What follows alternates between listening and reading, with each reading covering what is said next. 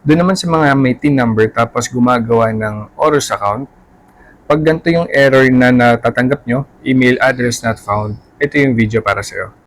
Ang mga apektado nito is yung mga luma yung TIN number. Ang huling punta ko ng BIR office is nung gumawa ko ng TIN ID, nasa bandang college level ako nun. Tapos noon, di na ako naulit pa. Okay, so tuloy na natin. Itap natin to. Maglo-load na yung page na to. Ang itatap natin dito is yung letter D, updating of email address using application sheet from S1905. Tapos may magpa-pop up. Itap lang natin yung ito, number 1, download here. Tapos saan kailangan natin i-download yung file? Ako ang ginawa ko, tinap ko to, then tinap ko na yung save copy nun, nandun naman sa top right. Tapos nilagay ko siya sa loob ng Google Drive. Nung nasa loob na ng Google Drive, so inopen ko lang yung Google Drive app, tapos hinanap ko kung saan ko dinownload yung file na yun. Tapos binuksan ko lang ulit. Tapos yan, pagka-open ng file, meron dito sa lower right na makikita ka, dito banda, lapis lang siya. Itap mo yon para lumitaw itong dalawa na to.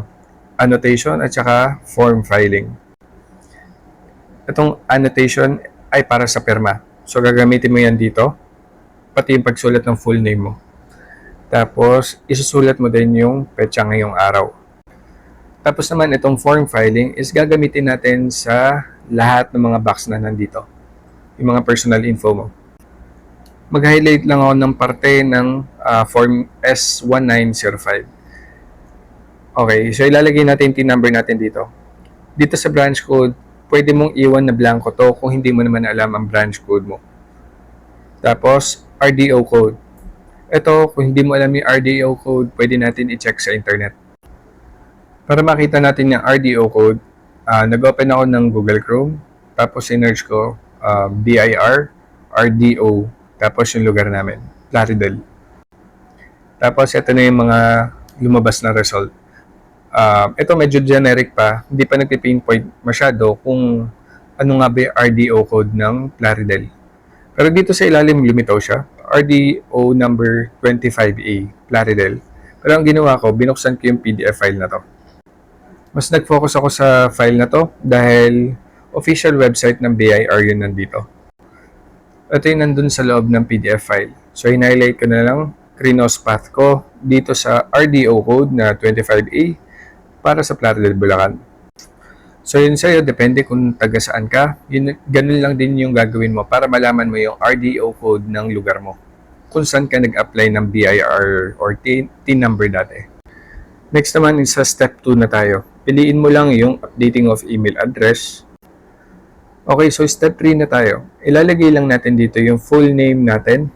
Tapos, piliin na natin dito yung RDO number or yung RDO code ng lugar natin. Tapos, i-match mo lang. Dito kasi nakasplit sa dalawa yung Bulacan, 25A at saka 25B. Yung 25A yun yung nakita ko para sa Bulacan. Tapos ito magbabago-bago yan, depende dun sa pinili mo, depende sa lugar na pinili mo. Then tap lang natin yung email your application. Pagkatap mo niyan, magbubukas yung Gmail, nakaset na doon kung yung email address na sasendan natin, which is ito. Tapos pati yung subject, nakaset na rin doon. So ilalagay na lang natin yung details doon sa loob ng email natin. So, ito yung sample. Pagkatag ko ng send email, so nakaset na yung email address na lumitaw kanina para sa 25A. Tapos, ito nakaset na kagad yung subject.